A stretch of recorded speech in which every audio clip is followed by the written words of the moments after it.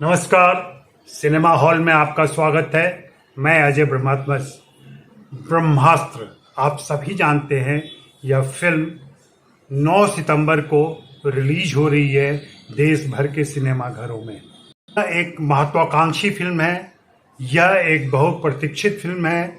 यह एक ऐसी फिल्म है जिससे फिल्म इंडस्ट्री, दर्शक और कारोबार के पंडितों की उम्मीदें बढ़ी हैं। इस फिल्म की ओपनिंग ने यह जता दिया है कि यह फिल्म पिछली सारी बाधाओं को पार करती हुई दर्शकों को पसंद आने वाली है, क्योंकि जिस तादाद में दर्शकों ने एडवांस बुकिंग की है उससे बड़ी उम्मीदें बढ़ी हैं और ऊंची हो गई हैं। अब यह डिपेंड करता है कि फिल्म प्रदर्शन के बाद कैसे लुभाती है दर्शकों को, कितनी पसंद आती है और कितनी नापसंद आती है। यह एक प्रकार का अनुमान है जो मैं अभी आपके सामने व्यक्त करने जा रहा हूँ। सिनेमा हॉल पर आप आते हैं, इसे देखते हैं, सब्सक्राइब करते हैं, मेरे साथ जुड़े रहते हैं और कभी कभी मेरे लिए आप कॉफ़ी खरीदते हैं। मैं आपसे फिर से आग्रह कर रहा हूँ कि अगर अभी तक आपने सिनेमा हॉल को सब्सक्राइब नहीं किया है तो प्लीज़ सब्सक्राइब कर लें और buy me a coffee link पर जाकर मेरे लिए कॉफ़ी खरीदें। तो मैं बात कर रहा हूँ ब्रह्मास्त्र की। यह फिल्म 9 सितंबर 2022 को रिलीज हो रही है। इस फिल्म को लेकर जितने दर्शक उतनी भावनाएं, जितने समीक्षक उतनी आशंकाएं, जितने पंडित उतनी धारणाएं लेकर के यह फिल्म हमारे सामने आ रही है। यह फिल्म अयान मुखर्जी की है। अयान मुखर्जी ने 11 साल, जी हाँ, पूरे 11 साल इस फिल्म के निर्माण और निर्देशन में लगाए हैं। 2011 में उन्हें इस फिल्म का ख्याल आया और उन्होंने इस फिल्म की शुरुआत की लिखने की। 2014 में इसकी घोषणा हुई। तय हुआ कि इस फिल्म में कौन कौन से कलाकार होंगे, इस फिल्म की किस लेवल पर शूटिंग की जाएगी और एक तारीख तय की गई कि 2016 में यह फिल्म रिलीज कर दी जाएगी। लेकिन ऐसे व्यवधान आते रहे, ऐसे क्रिएटिव मुश्किलें आती रहीं कि फिल्म की तिथि आगे बढ़ती गई, रिलीज की तारीख आगे बढ़ती गई और बढ़ते बढ़ते फाइनली इस साल मार्च में जाकर इस फिल्म की शूटिंग खत्म हुई और अब यह फिल्म सितंबर में आ रही है, 9 सितंबर को। इस फिल्म में बता रहे हैं कि लगभग 400 करोड़ की लागत लगी है और इस फिल्म के निर्माण में जिस चीज पर सबसे ज्यादा ध्यान दिया गया है वह है इसका नैरेटिव।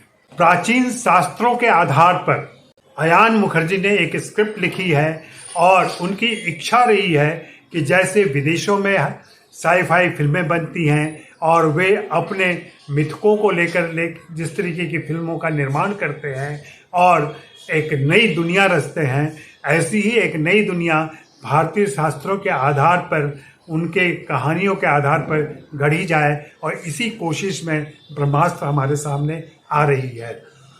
इसका VFX DNEG नाम की कंपनी ने किया है। यह भारत और ब्रिटेन की संयुक्त कंपनी है और यह कंपनी VFX की दुनिया में बहुत नामी, मशहूर और कई एकेडमी अवार्ड ले चुकी है।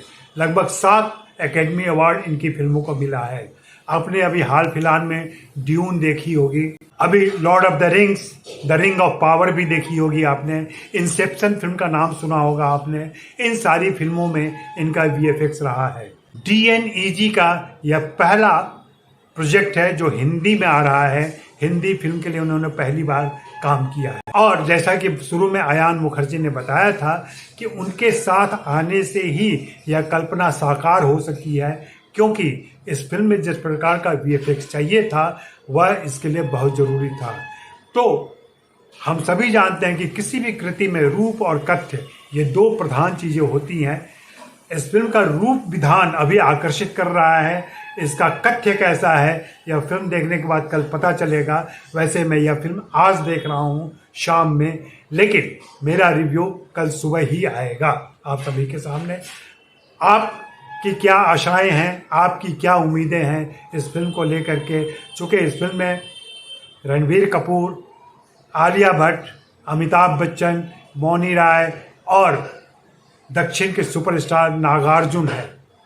इस फिल्म को राजमौली ने बहुत पसंद किया है, एस राजामौली ने इसको इंडोर्स किया है और बाकी लोगों ने इसे आशीर्वाद दिया है। दक्षिण के कई स्टारों ने इसे अपना समर्थन दिया है।